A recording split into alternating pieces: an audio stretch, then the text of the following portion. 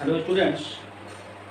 बहुत से स्टूडेंट्स का ये कहना था कि sir Newton's laws of motion को थोड़ा सा रिवाइज कर दीजिए, थोड़ा सा पढ़ा दीजिए। तो कोई कह रहा था कि न्यूटन का पहला लॉ बता दीजिए, कोई कह रहा था कि मोशन से रिलेटेड न्यूटन का दूसरा लॉ बता दीजिए, तो कोई तीसरे लॉ की क्वेरी कर रहा था। तो इसको देखते हुए मैंने आज सोचा कि यही टॉपिक उठाता हूँ, न्यूटन्स लॉज ऑफ मोशन। आज के वीडियो में आप लोगों को मैं समझा देता हूँ, तो वीडियो स्टार्ट से एंड तक देखिएगा। तीनों लॉज को मैं इसमें डिस्कस करूँगा। All the three laws discussed in this video of Newton, which were related to straight line motion. जो स्ट्रेट लाइन मोशन से रिलेटेड तीनों नियम हैं न्यूटन के, उनको आज समझने का प्रयास करेंगे। तो न्यूटन का पहला नियम कहता है, फर्स्ट लॉ जो है वो कहता है, पहला नियम, इस नियम को हम जड़त्व का नियम भी कहते हैं, या फिर अगर इंग्लिश में हम कहें तो इसको लॉ ऑफ इनर्शिया भी कहते हैं। लॉ ऑफ इनर्शिया बहुत ही सिंपली समझने का प्रयास करेंगे। जड़ का मतलब होता है, अगर हिंदी में हम बात करें तो जड़ का मतलब होता है स्थिर। यहाँ स्थिरता किससे?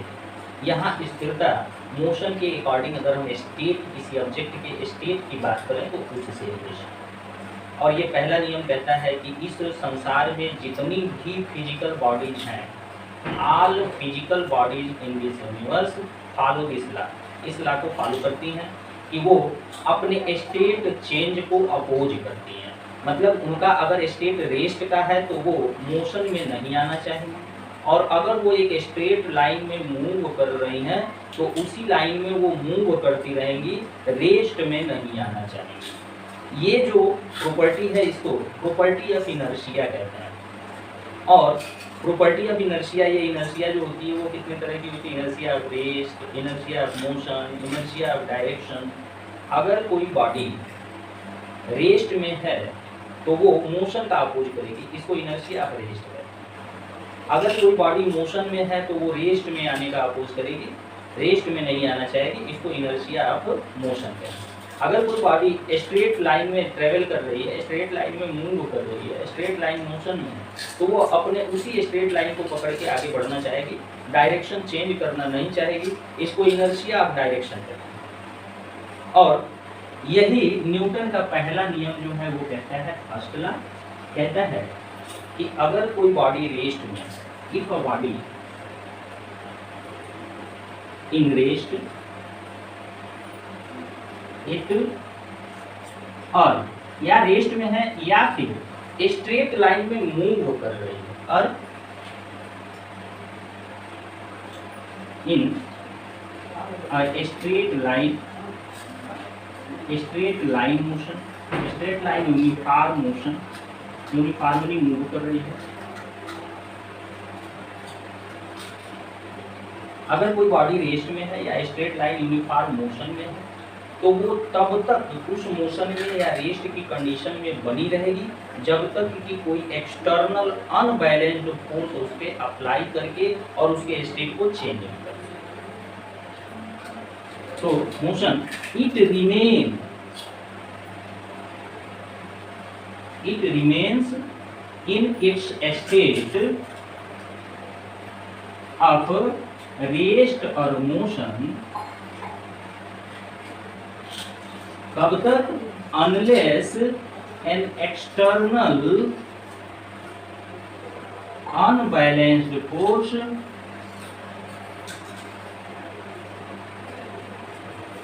एक्ट ऑन इट, जब तक कोई एक अनबैलेंस्ड फोर्स इसके ऊपर अपना प्रभाव नहीं डालता है तब तक। ये तो रहा न्यूटन का पहला नियम, this is the first law of Newton. आपने रेगुलर लाइफ में इसके एग्जाम्पल को देखा होगा, आप रेगुलर लाइफ में इस तरह के मोशन का एग्जाम्पल देख सकते हैं। जैसे मान लो कि आप कहीं ट्रैवल करके जा रहे हो, किसी बस में जाके बैठ जाते हो, बस खड़ी है, आप अपने सीट पे आराम से बैठे हुए हो, अचानक से बस चल रही, आप पीछे की तरफ हो जाते, सीट के पीछे की तरफ ऐसे झुक जाते। वजह क्या? वजह है आपकी बॉडी उस समय रेस्ट में है और रेस्ट में ही रहना चाहती है, जबकि बस जो है आगे की तरफ मूव कर रही है।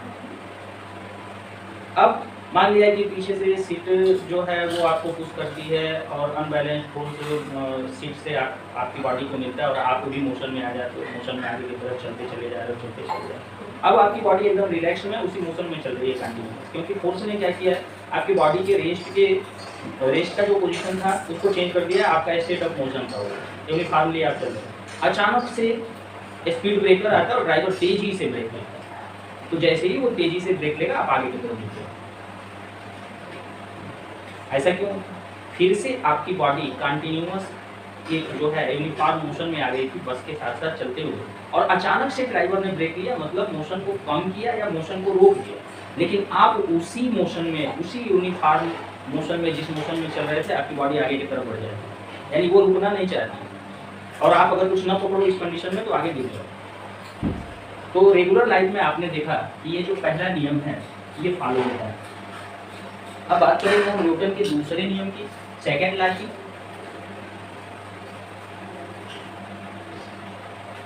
सेकेंड लॉ, दूसरे नियम, सेकेंड लॉ, ये बड़ा ही इंपॉर्टेंट लॉ है सेकेंड लॉ। तो न्यूटन का सेकेंड लॉ ये कहता है कि अगर किसी बॉडी पे, ये कोई बॉडी है, इस पे कोई फोर्स हम अप्लाई करें, तो ये बॉडी अगर रेस्ट की कंडीशन में है या मोशन की भी कंडीशन में है, तो इसमें एक एक्सीलरेशन प्रोड्यूस होता है, ये तेजी से इस डायरेक्शन में बढ़ना शुरू कर देती है, एक्सीलरेट हो जाए किस डायरेक्शन में, फोर्स के डायरेक्शन, इसमें एक एक्सीलरेशन प्रोड्यूस होता है, यानी कि किसी बॉडी पे अगर हम फोर्स अप्लाई करते हैं तो उसमें एक्सीलरेशन प्रोड्यूस होता है। और ये जो एक्सीलरेशन होता है according to second law of motion, Newton के सेकेंड लॉ की मोशन के according, when a force is exerted on a body, the force produces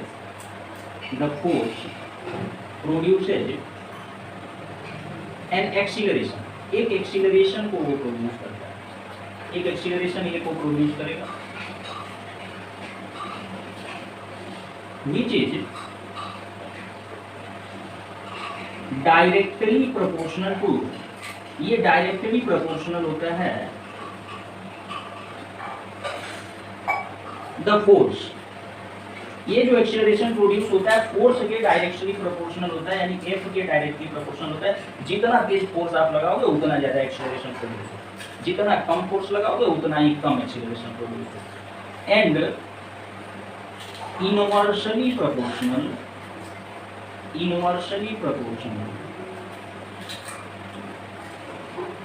to the mass of the body, mass m रख लिया, mass of the body, जिस body पे force लगाया जाए उसके मास के इनवर्सली प्रोपोर्शनल होगा, यानी बॉडी का मास अगर बहुत अधिक है तो एक्सीलरेशन जो प्रोड्यूस होगा वो लो होगा, और अगर मास कम है तो जो एक्सीलरेशन उस फोर्स के साथ प्रोड्यूस होगा वो अधिक होगा। यानी तो दो बातें यहाँ हो गई, एक तो एक्सीलरेशन जो प्रोड्यूस हुआ वो डायरेक्टली प्रोपोर्शनल हो गया फोर्स के, पहली बात ये हो गई, और दूसरी बात एक्सीलरेशन जो प्रोड्यूस हुआ वो मास के, बॉडी की मास m के इनवर्सली प्रोपोर्शनल हुआ। अगर दोनों को हम एक साथ कहें, from condition first and second, दोनों से हम लेके चलें तो A is proportional to F by M लिख सकते हैं, where F is force and M is mass of the body, और F is directly proportional to MA, ये भी लिख सकते हैं, इधर आया तो मल्टीप्लाई, और F is equal to, proportionality को हटाने के लिए कांस्टेंट का यूज करते हैं K M A, where A is equal to constant, यह एक नियतांक है। मान लो कि हम यूनिट फोर्स लगाते हैं और जो बॉडी का मास है वो भी यूनिट है और जो एक्सीलरेशन प्रोड्यूस होता है वो भी यूनिट है, तो K का वैल्यू 1 है। F is unit 1, F is 1, M is also unit, ये भी यूनिट है, ये भी यूनिट है, यूनिट मास की बॉडी, और ए जो है वो भी यूनिट प्रोड्यूस हो रहा है, वो भी यूनिट ही प्रोड्यूस हो रहा है, 1 यूनिट ही प्रोड्यूस हो रहा है। तब 1 is equal to k into 1, then k is equal to 1/1 means 1। तो अगर k का वैल्यू 1 हो then we got f is equal to ma। तो इस तरह से जो न्यूटन का सेकेंड लॉ है वो हमें फोर्स को कैलकुलेट करने का फार्मूला देता है। Means force is equal to mass into acceleration. Mass और एक्सीलरेशन को अगर हम मल्टीप्लाई कर दें तो हमें फोर्स मिलता है। तो इस तरह से हमने न्यूटन का सेकेंड लॉ समाप्त किया, द्वितीय अध्याय समाप्त हुआ इन नियमों के आधार पे। अब तीसरे अध्याय की तरफ चलते हैं, न्यूटन के तीसरे लॉ को समझने का प्रयास करेंगे। तो third law of motion, Newton third law of motion, third law of motion, इसको हम एक्शन रिएक्शन लॉ भी कहते हैं, एक्शन रिएक्शन लॉ भी कहते हैं, एक्शन रिएक्शन लॉ भी कहते हैं। ये जो तीसरा नियम।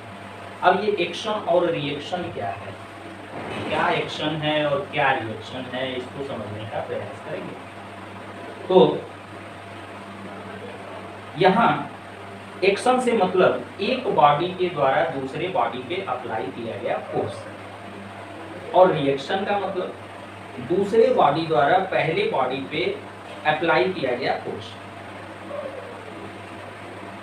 तो एक बॉडी अगर दूसरी बॉडी पे एक्शन करती है तो दूसरी बॉडी पहली बॉडी पे रिएक्शन करती है। और न्यूटन के अकॉर्डिंग, न्यूटन ने जो तीसरा नियम दिया, उन्होंने कहा कि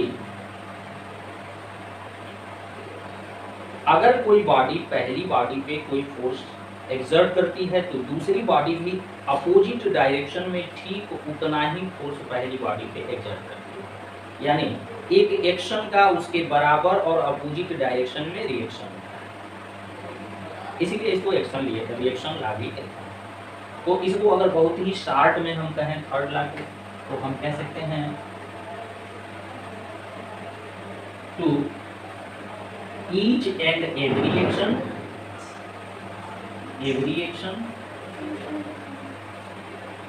there is an equal and opposite reaction,